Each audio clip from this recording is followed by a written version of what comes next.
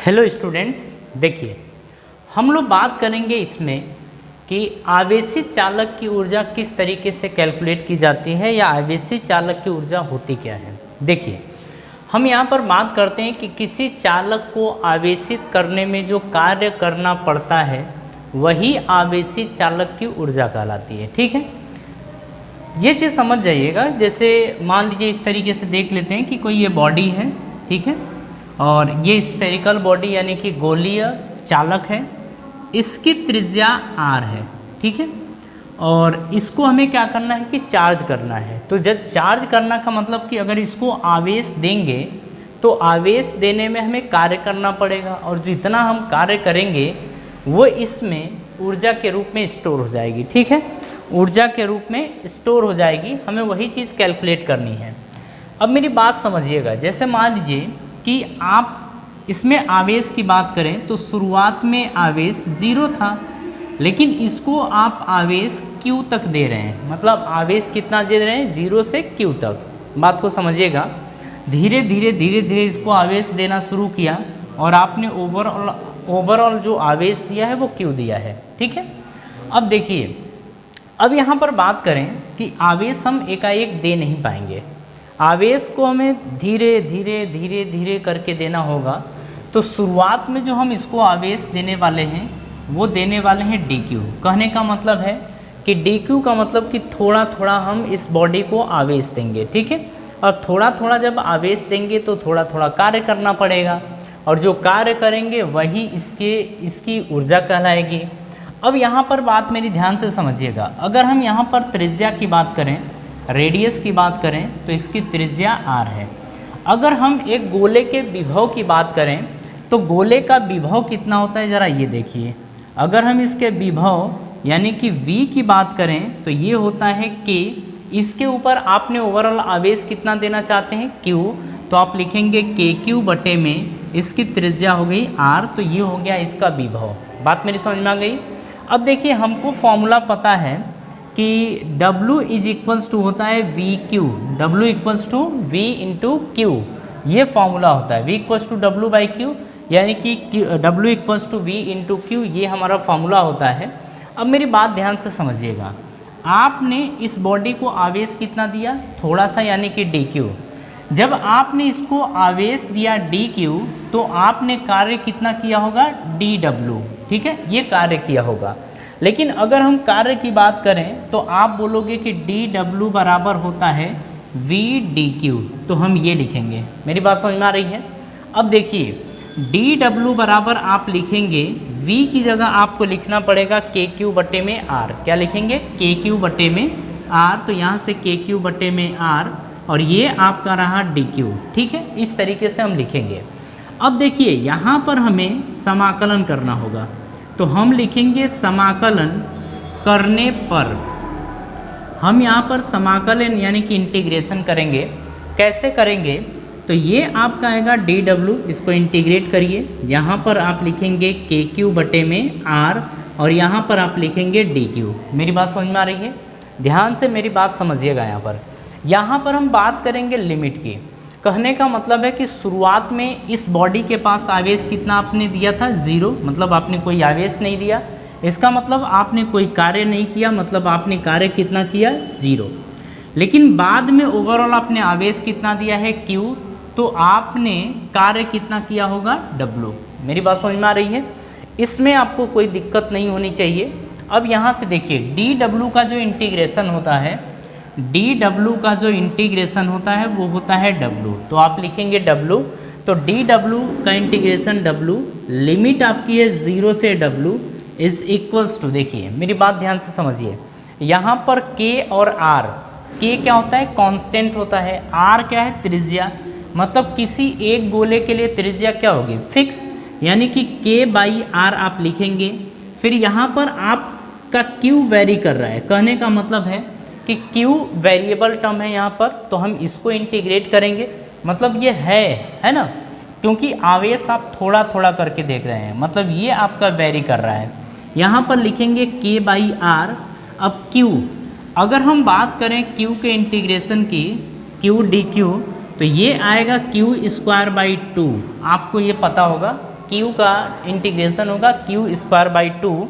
तो आप यहाँ लिखोगे, अच्छा लिमिट क्या है 0 से क्यू, आप लिखोगे क्यू स्क्वायर बाई 2, लिमिट आप लगा दीजिए 0 से लेके क्यू तक, लिमिट आप ये लगाएंगे 0 से लेके क्यू तक। यहाँ पर लिमिट रखेंगे upper limit minus lower limit, W की जगह आप रखेंगे डब्लू, बीच में माइनस, डब्लू की जगह लिखेंगे 0, ये हो जाएगा। अब बात ध्यान से समझिएगा यहाँ पर, अब हम इसके बाद क्या करने वाले हैं, यहाँ पर आपका बचेगा डब्लू, तो आप लिखेंगे डब्लू इज इक्वल्स टू के बाई आर, लिखेंगे के बाई आर।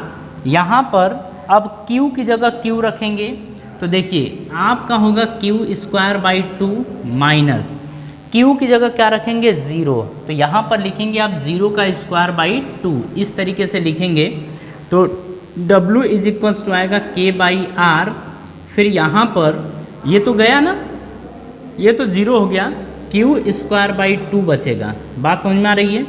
तो लिख सकते हैं W इज इक्वल्स टू, इसे अगर प्रॉपरली लिखें तो आप लिखेंगे हाफ के क्यू स्क्वायर बाई आर, आप ये लिख सकते हैं। ठीक है, कहने का मतलब यहाँ पर ये है कि आप इसको जो एनर्जी प्रोवाइड करेंगे, मतलब आपको जो कार्य करना पड़ेगा इसे आवेशित करने में, वो हाफ के क्यू स्क्वायर बाई आर के बराबर आपको वर्क करना पड़ेगा। और यही जो आपने कार्य किया है ये इसमें ऊर्जा के रूप में संचित हो जाएगी। किसके रूप में? ऊर्जा के रूप में आपके यहाँ ये संचित हो जाएगी। मुझे लगता है कि इतने में आपको कोई डाउट नहीं होना चाहिए, है ना, कोई डाउट इसमें नहीं होना चाहिए। यहाँ पर एक चीज़ और हम कर सकते हैं, देखिए ऊपर का हिस्सा हम इरेज करते हैं, देखिए यहाँ पर हम ये वाला हिस्सा इरेज कर दें और इसमें कोई दिक्कत आपको नहीं होनी चाहिए, इसे आप अच्छे तरीके से समझते हुए चलिएगा। ठीक है, अब देखिए इतने वाले हिस्से को हम हटाते हैं, ये वाला हम इरेज कर देते हैं।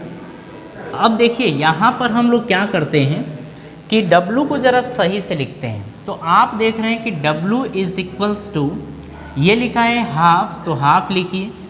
यहाँ पर के क्यू बटे में R आप ये कर लीजिए, यहाँ से के क्यू, तो क्यू ले लिया तो एक क्यू बचेगा इंटू क्यू। अब देखिए यहाँ पर ध्यान से समझिएगा, के क्यू बटे में R ये किसके बराबर है? तो आप देखिए के क्यू बटे में R जो है ये विभव के बराबर है ना। तो W इज इक्वल्स टू लिखेंगे हाफ V इंटू क्यू, या लिख सकते हैं इसे हाफ Q इंटू V। क्या लिख सकते हैं? हाफ Q इंटू V, आप ये लिख सकते हैं। बात मेरी समझ में आ गई? तो आपकी जो आपने जो कार्य किया है ये कार्य किसके रूप में स्टोर हो जाएगी? ऊर्जा के रूप में, यानी कि ये किसके बराबर है? U के बराबर। तो आप इसे लिख सकते हैं U is equals to half Q into V, और यही इसमें संचित ऊर्जा है। मेरी बात समझ में आ रही है? अब यहाँ से हम कुछ चीज़ें वेरी करा सकते हैं। देखिए आपने देखा था कि V equals to Q is equals to होता है CV, और V इज इक्वल्स टू हो जाएगा Q बाई C, ये हो जाएगा। मतलब हम Q इक्वल्स टू CV हम ये जानते हैं, V इज इक्वल्स टू क्या Q बाई C आएगा, तो Q बाई C ये हो जाएगा। ठीक है ना? ज़रा अब मेरी बात ध्यान से समझिएगा, U is equals to half QV आ गया है, मुझे ना इसको दूसरे फॉर्म में भी लेके आना है। अब यहाँ पर हम इस चीज़ को समझेंगे। देखिए हम ना क्या करें, चलिए इसको हटा दे रहे हैं, आप इतना तो समझ गए। अब यहाँ पर हम रखेंगे, जैसे ये भी हटा दें, आपका U हाफ QV आ गया, तो ऊपर लिख देते हैं। देखिए यहाँ पर आप लिखेंगे U is equals to half Q into V, आपने लिखा। अब मेरी बात समझिए, इसमें आप कहेंगे कि put Q is equals to CV, मतलब इसमें आप Q की जगह CV पुट करिए। मेरी बात ध्यान से समझिए, जब Q की जगह CV पुट करेंगे तो U इज इक्वल्स टू आएगा हाफ, Q की जगह आप रखेंगे CV, इंटू में V है तो U इज इक्वल्स टू आ जाएगा हाफ C, V का V में गुणा करेंगे तो V स्क्वायर आ जाएगा, यानी कि U is equals to half CV का स्क्वायर, ये आपका आ गया। एक फार्मूला ये हो गया। अब एक चीज़ और कर सकते हैं हम यहाँ पर कि इसी में कहेंगे कि put V is equals to Q by C, आप ना यहाँ पर v की जगह q बाई सी पुट कर दीजिए। देखिए u इज इक्वल्स टू लिखेंगे हाफ q और v की जगह लिखेंगे q बाई सी। इसे आप लिख सकते हैं, देखिए q का q में गुणा करेंगे q स्क्वायर आएगा, नीचे 2 इंटू सी तो क्या आएगा 2c, तो u is equals to q square by 2c, ये आपका आ गया। मेरी बात समझ में आ रही है? तो यहाँ पर आप समझिए जो हमारा फॉर्मूला आया है इसमें आवेशित चालक की ऊर्जा का आप लिखेंगे u is equals to half, यहाँ पर आप लिख सकते हैं के क्यू स्क्वायर बाई आर, एक तो ये फॉर्मूला हो गया। दूसरा आपका फॉर्मूला हो गया हाफ क्यू इंटू वी, ये भी एक फॉर्मूला हो गया। तीसरा फॉर्मूला आपका हो गया हाफ सी बी का स्क्वायर। चौथा फॉर्मूला हो गया क्यू स्क्वायर बाई 2c।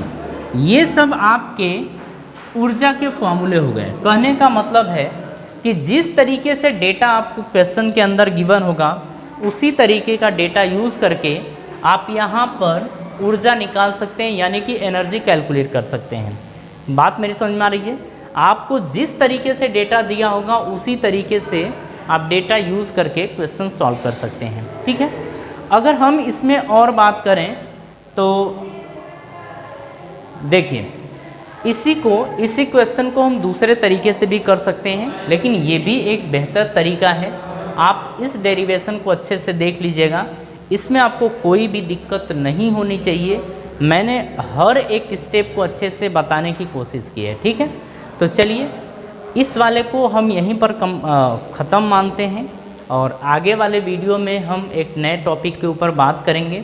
और आप सभी लोगों को धन्यवाद।